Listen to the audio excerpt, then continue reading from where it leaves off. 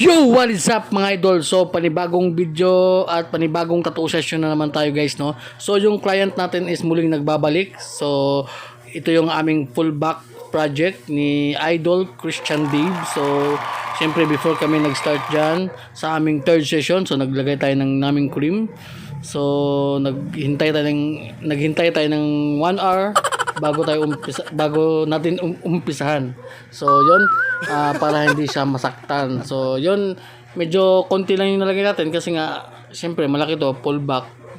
So, isang tikitiis lang muna yung nilagay namin para hindi masyadong, ma-feel ni Idol yung ating karayom. So, yun, no, tingnan nyo yung ating needles mga idol, no. So, napakaganda niyan mga idol. So, shout out siyempre sa ating sponsor, Big Waps Tattoo Supply o Big Waps Cartridges. So, you know, napakasig ni Idol. At siyempre, mga idol, no, so, after 4 hours, so, 4 na oras lang yung aming na tapos dito mga idol. So, ito yung aming third session. Tapos, yan lang ang aming natapos.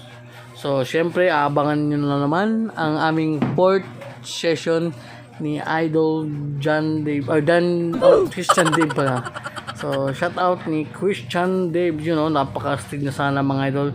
Pero, napakasakit kasi sa talaga, sa bandang likod mga idol, no. So, yun, maraming salamat kung umabot kayo hanggang dito and God bless.